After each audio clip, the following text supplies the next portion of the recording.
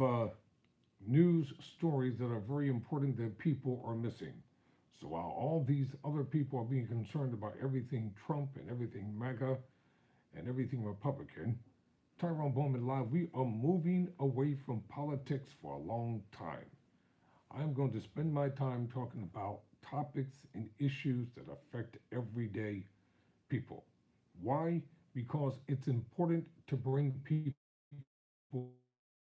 things that are happening in their local cities, towns, and nations. So, to begin, I'm going to talk about a story that I found in NPR or National Public Radio, reported by them. The headline reads, Biden's overtime rule was struck down. Now some workers are losing pay raises. Tyrone Bowman Live, welcome to the program on tonight. If you like the content that I'm talking about, would you kindly subscribe to the channel?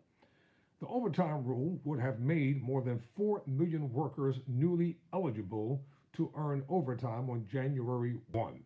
The federal judge in Texas said the Biden administration had gone too far.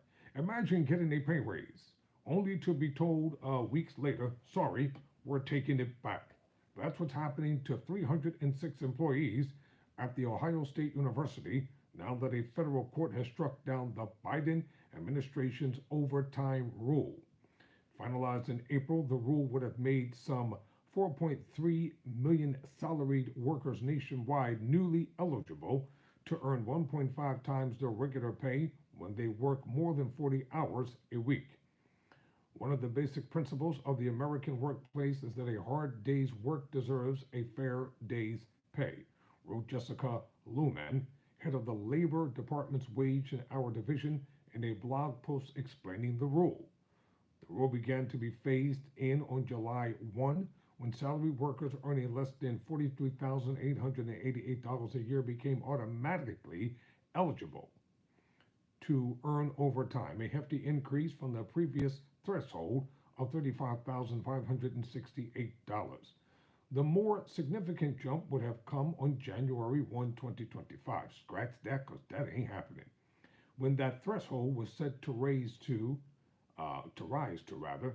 $58,656 with an automatic update every 3 years based on current wage data. Hello, Samuel. Welcome to the program. If you haven't subscribe to the channel for me, please. Employers across the country, it seemed, had two choices: begin paying eligible workers overtime or raise their pay above the new threshold. Ohio State, with a workforce of more than 50,000, decided to do some of both. It converted some employees from exempt to non-exempt status so they'd be eligible to earn overtime. And it gave raises to others across the institution, including people working in academic, athletics, the university's medical center, and elsewhere. For the 306 people who would have become overtime eligible on January 1, those raises came early on November 1st. But they were short-lived. Why? Because a court ruling led to a take-back. On November 15th, U.S. District Judge Sean D. Jordan of the Eastern District of Texas ruled that the Labor Department had exceeded its authority in issuing the overtime rule, finding fault with the new salary threshold, which he said was too high with the automatic updating. Given the millions of workers and the large variety of employers who would be impacted by the rule, he wrote, it would be impractical, if not impossible, to tailor it in a way that would be acceptable, so he tossed the rule in its entirety. Well, how about this? How about if they take all those hundreds of millions of dollars back that they keep giving to all these greedy CEOs? Wouldn't that be something? These CEOs earn unnecessary hundreds of millions of dollars in salary increases and benefit packages, and when they leave, they give them generous retirement packages and severance packages. So if you take back half of the greedy stuff that these greedy CEOs are getting, then the employees could have better wage increases. A week later, Ohio State delivered the bad news in the email sent late on Friday afternoon. The 306 employees who had just gotten raises were informed that as a result of the reversal in the law, you will no longer receive an increase in your base pay. As a consolation, they were told they could keep the raises through the end of this year.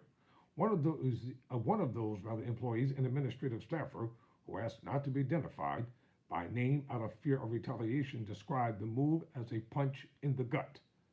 The employee who oversees 130 student workers had gotten a salary bump from $55,100 to $58,700, just above the new salary threshold.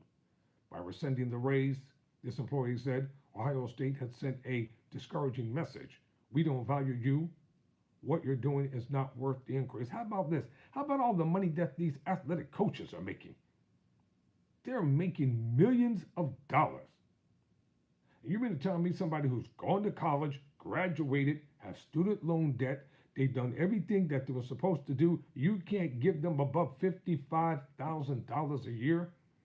So according to the university, the raises for the 306 employees would have cost $2,407,000, a tiny fraction of its $10 million budget.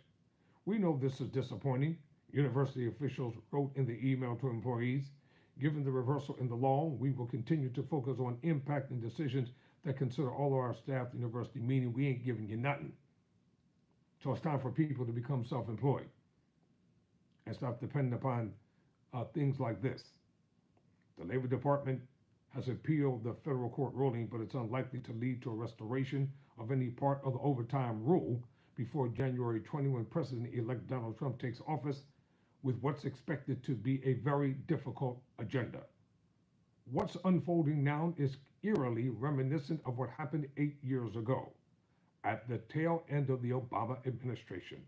The Labor Department under President Barack Obama had also attempted to expand overtime protections to some 4 million workers by raising the salary threshold from $26,060 set in 2004 to $47,476. A federal judge blocked the rule a week before it was to take effect on December 1, 2016. These are all Republican judges, by the way. These are not Democratic judges. These are judges who get hefty salaries, and probably some of them took a lot of bribes.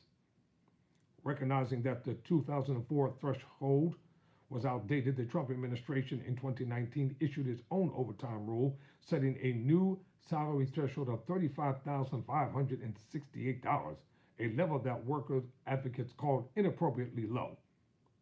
With the Biden rule struck down in November, that threshold is back in effect, giving many employers a sense of relief. Up until last month, Carrie Lucas, president of Independent Women's Forum, a conservative nonprofit, had been weighing her choices. Among her staff of 35 are 6 fresh college graduates, each earning well below the new overtime threshold. Raising their salaries to just above the threshold would have cost the organization about $60,000.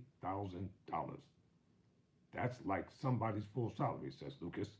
We would have had to get rid of one of those younger girls. But without a raise, they would have been eligible to earn overtime pay starting January 1. For Lucas, that was also a non-starter given the nature of our organization's work. This past summer, Independent Women's Forum ran the Take Back Title 11 bus tour. It featured celebrity athletes including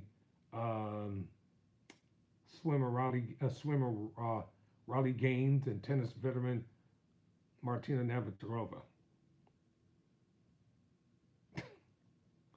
campaigning against the inclusion of transgender athletes in women's sports. 30 states in 30 days and all those rallies everywhere, said Lucas. The hours were nuts. Still, Lucas says the assignment thrilled many of her employees, particularly the younger ones without family responsibilities at home. So I'm going to close this by saying this because this article goes on and on and on, and that is this. While Trump campaigned for a second term on a promise of prosperity for workers, few expect him to defend the Biden's rule. It's unclear whether, like last time, he might seek an update of his own. Trump's team did not offer a response when NPR asked about his overtime pay policy during the campaign. Well, I think you already know what it's going to be. Like and subscribe to Tyrone Bowman Live. Never surrender, never quit.